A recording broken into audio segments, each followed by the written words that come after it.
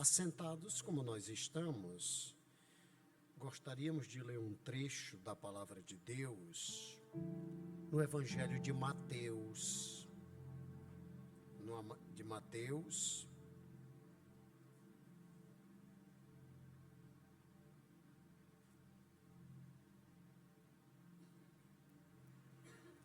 capítulo 1, verso 1.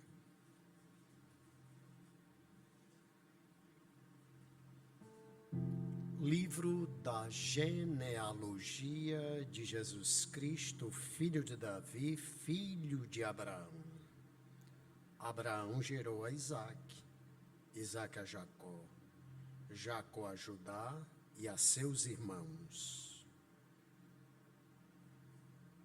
Judá gerou de Tamar a Pérez e a Zera, Pérez gerou a Esrom, Esrom a Arão, Arão gerou a Aminadab a Naasson, Naasson a Salmão, Salmão gerou de Raabe a Boaz. Este de Ruth gerou a Obed e Obed a Jessé. Amém. Só isso. Bendito é o nome do Senhor, bendita é a sua palavra que é viva e eficaz. Talvez os irmãos estejam estranhando uma doutrina fundamentada em alguns versículos da genealogia de Jesus. O que é que isso quer nos ensinar? Talvez até alguém esteja meditando por que o iniciou com Protomarcos, o primeiro evangelho que serviu de base para outros evangelhos. Por que na canonização, no cânon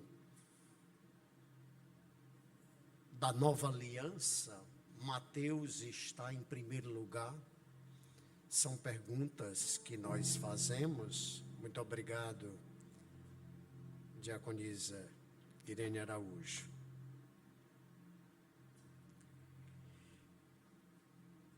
Mateus nasceu na Galileia, na Palestina,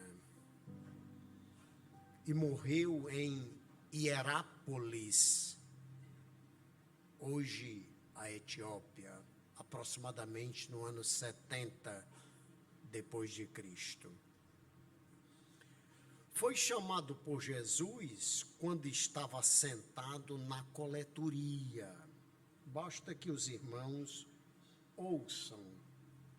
Vou ler aqui. Passadas estas coisas, saindo, viu um publicano chamado Levi assentado na coletoria e disse-lhe: segue-me. Ele se levantou e, deixando tudo, o seguiu. Então era um publicano. Esses primeiros dados são históricos, para a gente poder conhecer um pouco da mente do autor. O que pairava na mente do autor? Essa coletoria ficava na periferia de Cafarnaum. E Herodes Antipas era o tetrarca da Galileia que competia a ele a gestão, a administração, abre aspas, o governo daquela coletoria. E o publicano, havia dois tipos de publicano. Um geral, que recolhia os impostos, as taxas para o Império Romano, e um delegado. Tudo leva a crer, segundo os estudiosos, que Mateus era um delegado. E não eram muito bem vistos pelos judeus, embora fosse judeu, porque a nacionalidade de Mateus era ali da Galileia, ali no extremo norte. Como vocês sabem, o território de Israel é um território pequeno, do extremo norte. De Dan a Berseba, no extremo sul, aproximadamente uns 243 quilômetros, e na sua parte mais larga, de 120 a 130 quilômetros, de modo que o território de Israel é pequeno, é menor do que o Ceará. Ceará, por exemplo, daqui para o Cariri, dá 550 quilômetros. E de Fortaleza para o outro extremo, é em torno disso, de leste a oeste. Esses dados são importantes da gente ter conhecimento para a gente poder, como já dissemos, conhecer um pouco. Papias, escritor cristão que viveu em 150 e foi citado por Eusébio, diz que Mateus escreveu o seu evangelho em hebraico.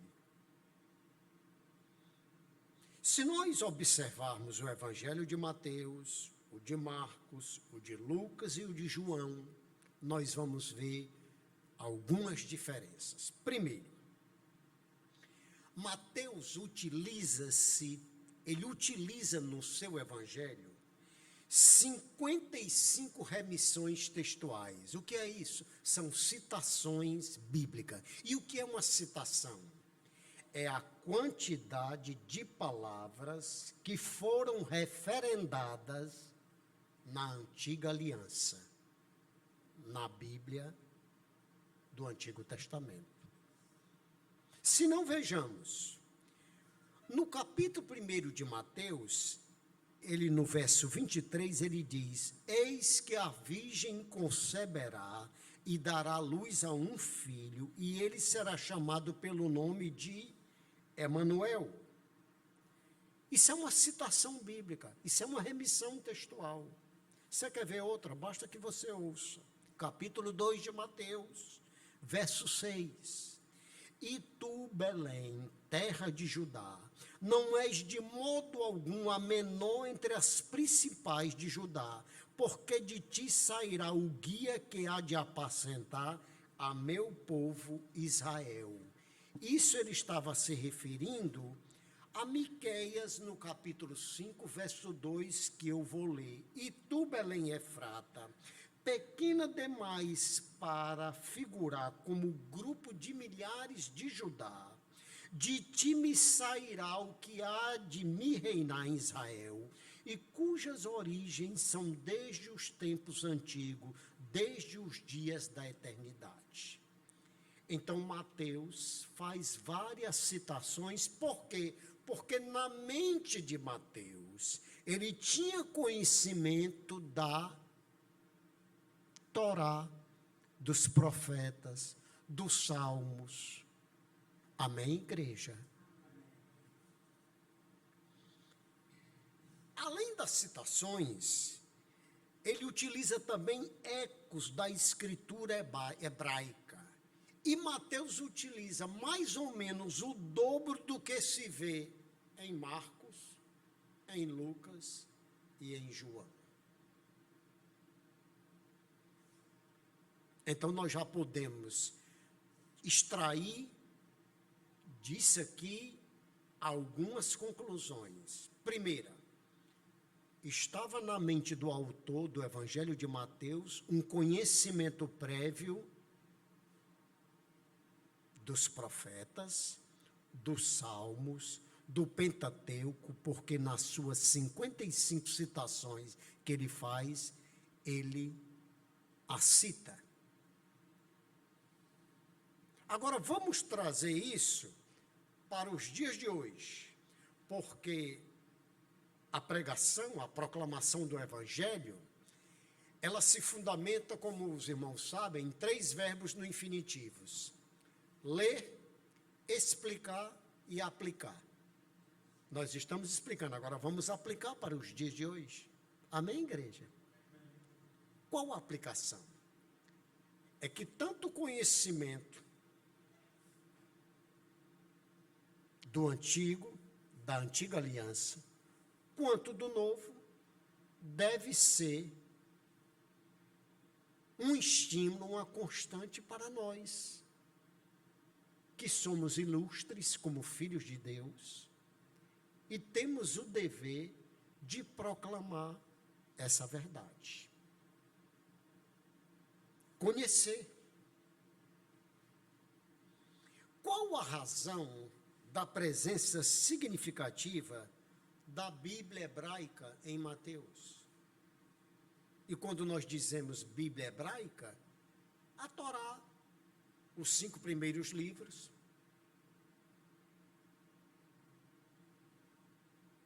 os profetas, os salmos, o Bereshit, o Shemot, o Vaikra, o Babdimba e o Devarim. Gênesis, Êxodo, Levítico, Número e Deuteronômio. A tradição diz que Levi, conhecido como Mateus, porque naquela época era muito comum dar-se alguns nomes. Na cultura semítica, na cultura judaica, era comum isso. E o nome, ele tinha um valor, porque ele tinha um significado. Amém, igreja? Ele tinha um significado, representava. Era como se fosse o sinônimo daquele nome na personalidade da pessoa. O nome do meu filho vai ser consagrado a Deus. É Josué, é Isaías. Então, qual a razão da presença significativa da Bíblia hebraica em Mateus? A tradição diz que, como ele era conhecido como Mateus, e devido à sua profissão, qual era a sua profissão? Cobrador, coletor, publicano. É bem provável que figurasse entre uma minoria de letrados entre toda a população, porque fora educado na escola fundamental e havia participado na sinagoga. E por isso tinha sua mente impregnada com o conteúdo e com a interpretação da escritura hebraica. Prova disso, vou ler para os irmãos.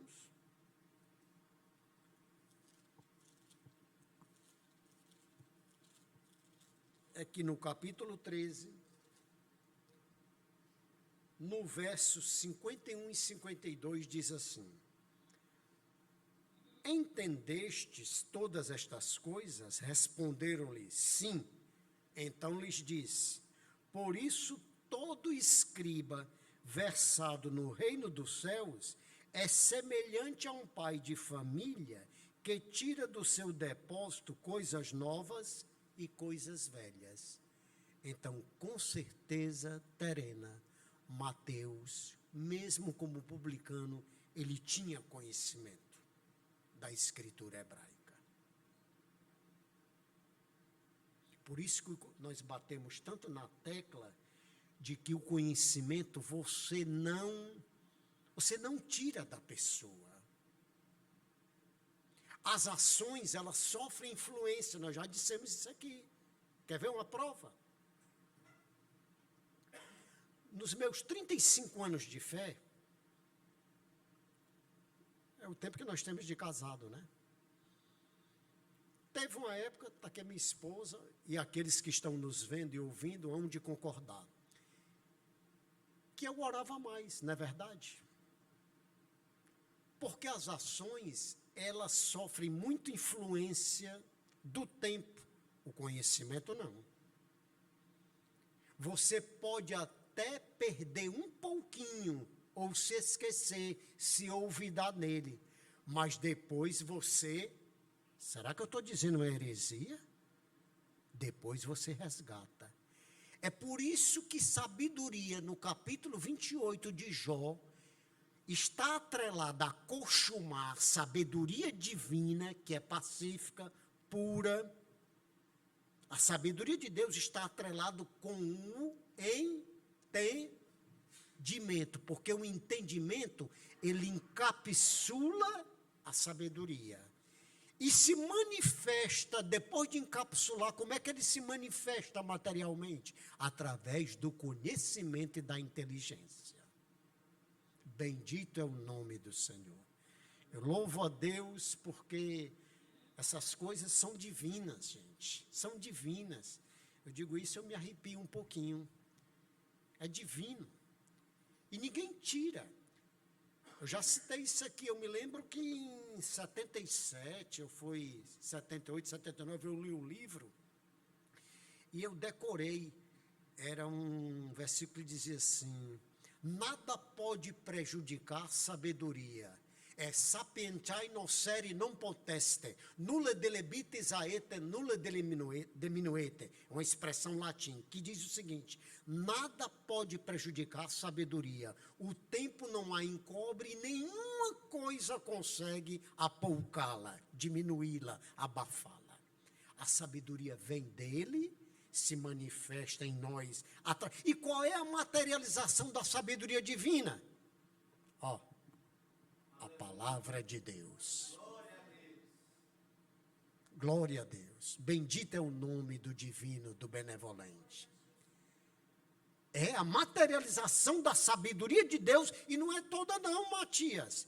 É só uma parte, porque a sabedoria divina está lá, olha lá. Hoje eu estava estudando, lendo, complementando a palavra, e estava estudando o capítulo 28 de Jó. Ele cita ali, não está aqui no contexto, mas está vindo. Ele cita ali 5 elementos: prata, ouro, ferro, água e outra coisa que eu me esqueci. Para depois ele entrar na sabedoria. E cita terra, água, fogo e ar. Aí ele diz: e a sabedoria? Quem a pode achar? Antes de tu formares todas as coisas, tudo antes de formar, a sabedoria já existia.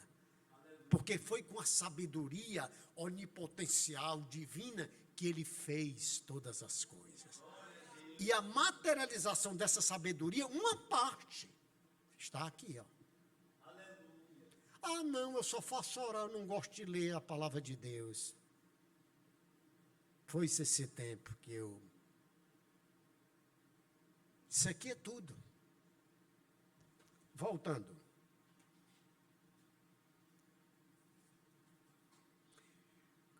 Carlson e Bale, aliás, foi até recomendado pelo pastor Abimael. Pastor Carlos, compra esse livro, comentário do Antigo Testamento, do Novo Testamento. Ele diz que o público-alvo de Mateus foi constituído predominantemente de cristãos judeus que viviam na Antioquia da Síria e nos seus arredores. E naquela época, a população dessa região era composta de aproximadamente 15% dos judeus. Por que Mateus foi posto em primeiro lugar? Se a sequência canônica dos 4 evangelhos e de todo o Novo Testamento já estava consolidada. A justificativa, sabe o que é? É a quantidade de citações que ele faz. Alusões, Mateus faz mais de 128. Alusões ao Antigo Testamento, a Bíblia hebraica, é um pouco diferente de citação. Porque a alusão é a quantidade de palavra que se encontra na mente do autor. Quer ver? É como você dizer assim, sabe aquele versículo que refere-se a João Batista, voz do que clama no deserto, endireitai? Digamos que eu não saiba esse versículo, como ele é escrito. Então eu digo, rapaz, a voz que clamou no deserto, ela vai se manifestar em João Batista. Então isso é uma alusão. Amém, igreja? Então Mateus faz mais de 128 alusões à Bíblia hebraica, mais do que Marcos, Lucas e João. Então a justificativa é a quantidade de citações, iniciando-se com a história do seu fundador. O fundador quem é? Cristo Jesus. Em segundo lugar, ele traça uma relação que havia do passado e o novo, ou seja, a antiga aliança com a nova aliança. E ele faz de uma maneira suave e progressiva. Qual é a prova, pastor Carlos, disso? O senhor está me dizendo, mas qual é a prova? Vou lhe dizer qual é a prova.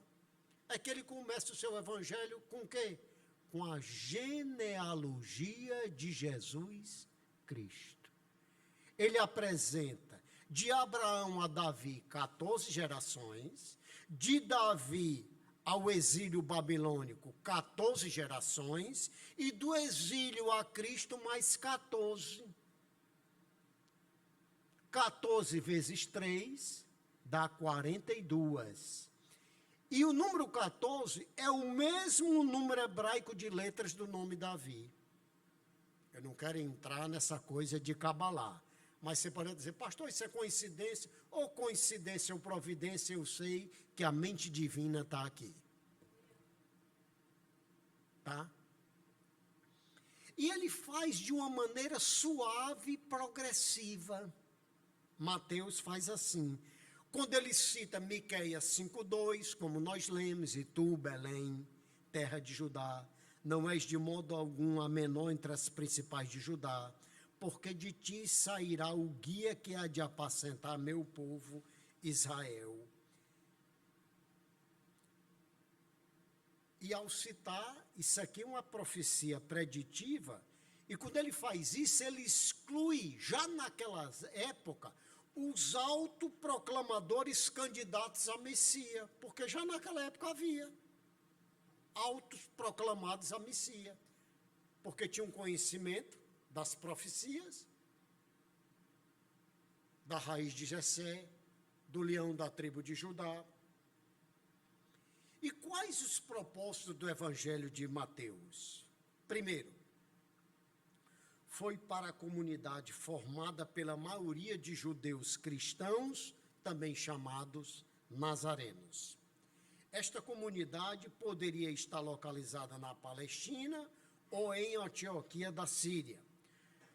Mas o mais importante foi a natureza da comunidade e não a sua localização, porque essa comunidade recém-formada havia se separado de alguma sinagoga que poderia estar do outro lado da rua. Pastor, isso é uma heresia.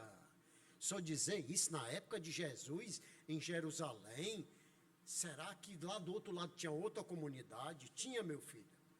Joseph Barber Lightfoot, que foi um teólogo inglês, de 1828 a 1889, ele disse que naquela época, logo depois que Jesus morreu e ascendeu, foi assunto ao céu, havia em Jerusalém 480 sinagogas.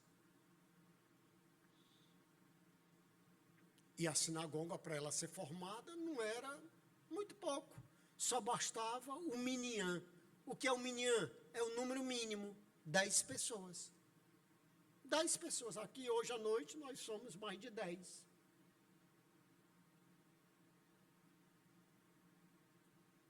Particularidades do Evangelho de Mateus. Apresenta Jesus com um comportamento um pouco mais hostil do que os outros evangelistas. Onde a gente pode ver isso? Basta que você ouça.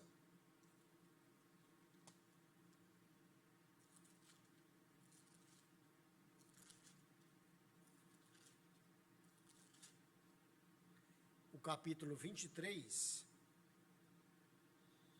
os primeiros 36 versículos, Mateus retrata um discurso de Jesus em desfavor, pegando pesado, contra os líderes judeus. E ele cita 8 ais. Dos 8, 7, além dele chamar escribas e fariseus, ele acrescenta um adjetivo muito ruim, que é hipócritas. Nós aqui já dissemos que o fato de ser fariseu, não, hoje a gente diz muito, é um fariseu. Não, não. O fariseu naquela época não era de um todo ruim, não. Era um partido materialista. Segundo Flávio José, historiador, era o partido que tinha mais gente em Jerusalém. Mais de 6.000 pessoas. Agora, Jesus acrescenta aqui, além de escriba fariseu, hipócritas. Na cadeia de Moisés se assentaram os escribas e os fariseus. fazei e guardai, pois tudo quanto eles vos disserem. Jesus está dizendo, podem fazer e guardar, porém não os imiteis nas suas obras. Porque dizem e não fazem. Hipócrita é isso aqui, ó. É dizer e não fazer. Hipócrita vem da palavra do grego hipocrisê. E naquela época, nos teatros, colocava-se uma máscara para poder representar alguém que não era a sua pessoa. Então, hipocrisia é isso. É dizer e não fazer. Eles atam fardos pesados e difíceis de carregar, e os põem sobre os ombros dos homens. Entretanto, eles mesmos nem com o dedo querem movê-los. Praticam, porém, todas as suas obras com o fim de serem vistos dos homens. Eles alargam os filactérios, aumentam as franjas das suas vestes. Tem uma série de características. Aí Jesus começa a dizer, verso 13, ai de vós, escribas e fariseus hipócritas, porque fechais o reino dos céus diante dos homens?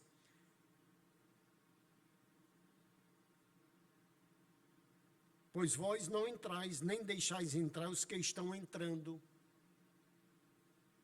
Criavam fardos pesados.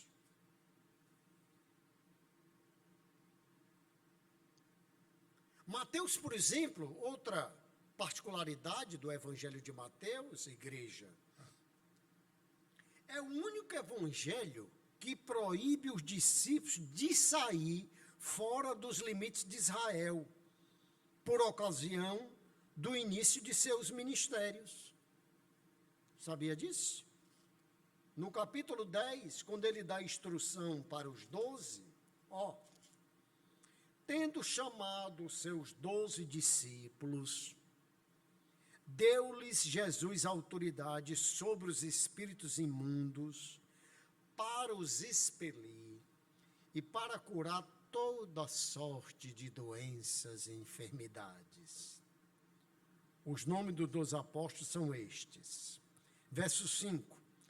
A estes 12 enviou Jesus, dando-lhes as seguintes instruções: não tomeis rumo aos gentios, nem entreis em cidade de samaritanos, mas de preferência procurai as ovelhas perdidas da casa de Israel. E à medida que seguirdes, pregai que está próximo o reino dos céus. Observe, igreja, vamos estudar, nós estamos estudando. Verso 8. Curar enfermos, curar, ressuscitar mortos, purificar leprosos, expelir demônios, 4 verbos. Curar, ressuscitar, purificar, expelir. Tudo isso de graça fazei, porque de graça recebestes.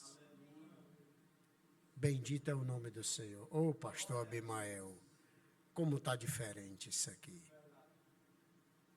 Como isso aqui está diferente. Curar enfermos. Quanto mais você der, você vai ser curado. Irmãos, vamos olhar para nós, irmãos. A igreja que nós estamos vivendo hoje é uma igreja estatizada e baseada, com toda honestidade, só na arrecadação. Curar enfermos, ressuscitar mortos, purificar leprosos e expelir demônios. Está aqui a ordem. Primeiramente, Tiago, Judas, vocês estudem aqui.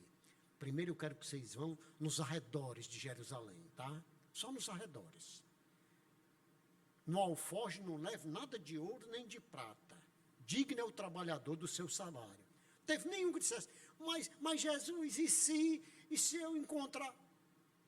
Vão primeiro, ressuscite os mortos, cure os enfermos, expila os demônios. Agora é de graça, porque é de graça que eu estou dando para vocês.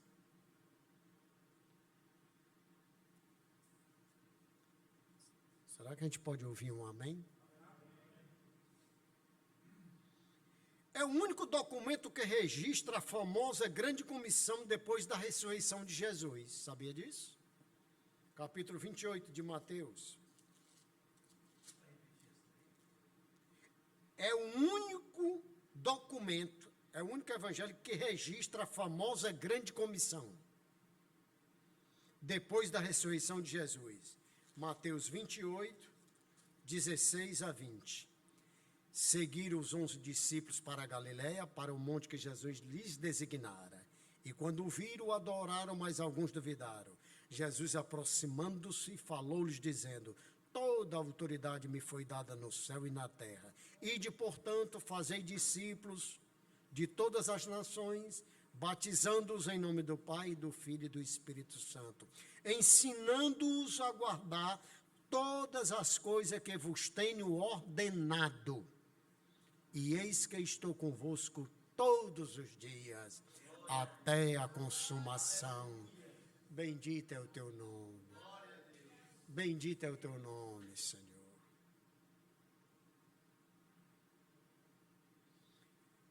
Só Mateus registra que Cristo inicialmente recusou-se a curar a filha da mulher fenícia, porque ela não era israelita. Mateus capítulo 15, verso 24. Depois você pode ver em casa. Outra particularidade é que só Mateus inclui na parábola dos lavradores maus as palavras de Jesus que sugerem que o reino de Deus seria tomado de Israel e dado a uma igreja multirracial. Mateus 21, 43. Vamos lá.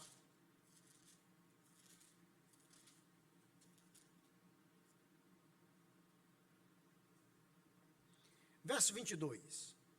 Perguntou-lhes Jesus: nunca lestes nas Escrituras? A pedra que os construtores rejeitaram, essa veio a ser a principal pedra angular. Isto procede do Senhor e é maravilhoso aos nossos olhos.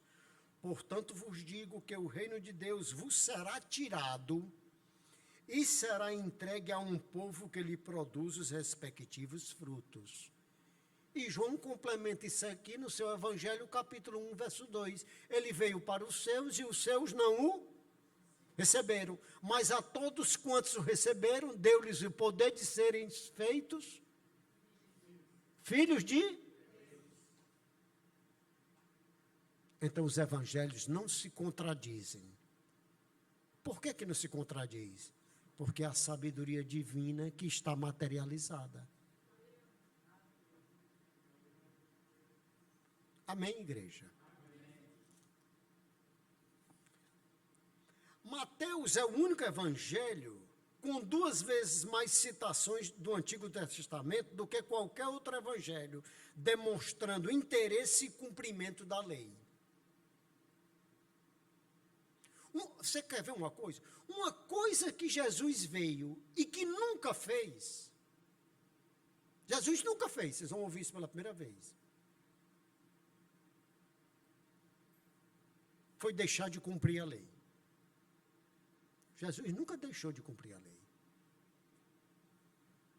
Amém, igreja? Vamos lá para Mateus, capítulo 5. Não penseis que vim revogar a lei ou os profetas. Não vim para revogar, vim para cumprir. Porque em verdade vos digo, até que o céu e a terra passem, nenhum i ou um tio jamais passará da lei até que tudo se cumpra. Tudo tinha que se cumprir.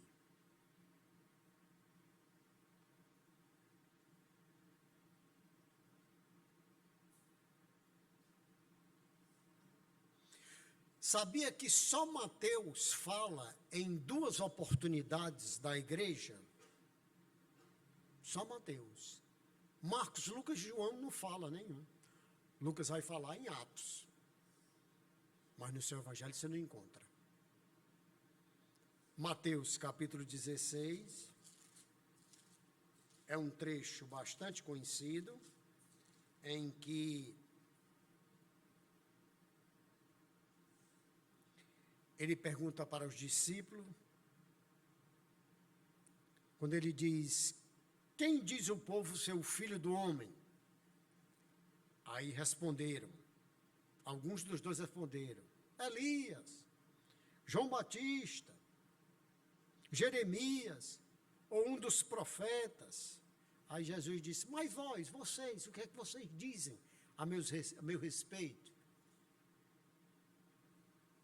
Aí Simão Pedro disse, tu és o Cristo, o Filho do Deus vivo. Então Jesus lhes afirmou, bem-aventurado és Simão Bar-Jonas, porque não foi carne e sangue que te revelaram, mas meu Pai que estás nos céus. Também eu te digo que tu és pedra e sobre esta pedra edificarei a minha igreja. E o outro versículo, quando ele fala de igreja, é no capítulo 18.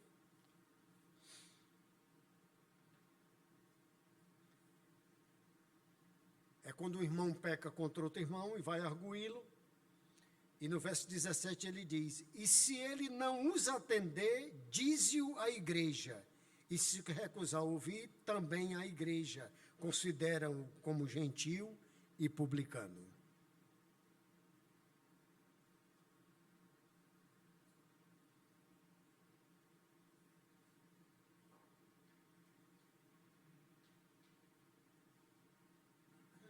Jesus nunca mencionou, diante dos líderes judaicos, princípios que eles não conheciam. Todos eles conheciam. Porque eu estava lendo hoje, não terminei de ler, uma postagem de um rabino que foi o primeiro na Câmara dos Lordes,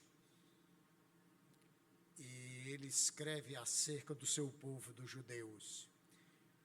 A maior quantidade de Nobel, de cientistas, de homens inteligentes, se você for analisar, a maioria era judeu.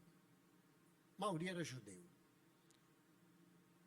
Porque Deus escolheu aquele povo. Isso é propriedade exclusiva, isso faz parte da sabedoria divina. Ele escolheu aquele povo e aquele povo se arvora em dizer, nós temos uma constituição não feita pelo homem, e sim por Deus. Nós somos o único povo da terra que tem uma constituição dada por Deus. Vocês não.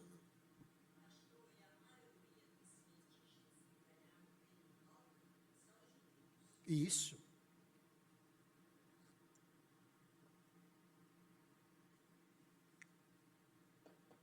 Então, queridos, já são 8h15, estamos com 45 minutos.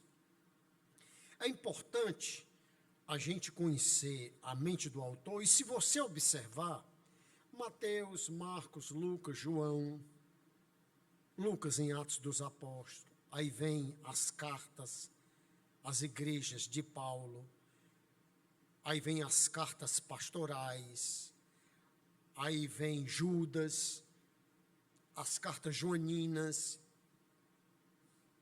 Se você observar, em todos esses autores, tinha na mente deles o conhecimento da escritura hebraica. Todos eles.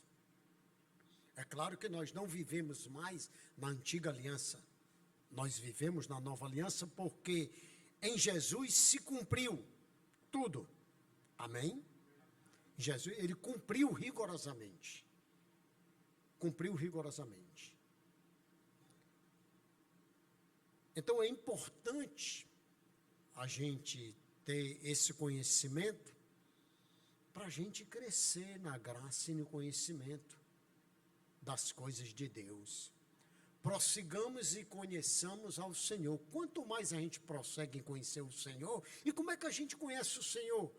A gente só conhece o autor desta obra Nós conhecemos mais o autor pela sua obra do que pelos seus dados biográficos. Nós só podemos conhecer o autor dessa obra se a gente conhecer a sua obra. E qual é a obra desse autor? A palavra de Deus. A palavra de Deus, irmão. A palavra de Deus. Amém, igreja? Deus abençoe e aplique essa palavra a cada um de nós. Eu quero convidar mais uma vez o pastor Abimael Prado, nosso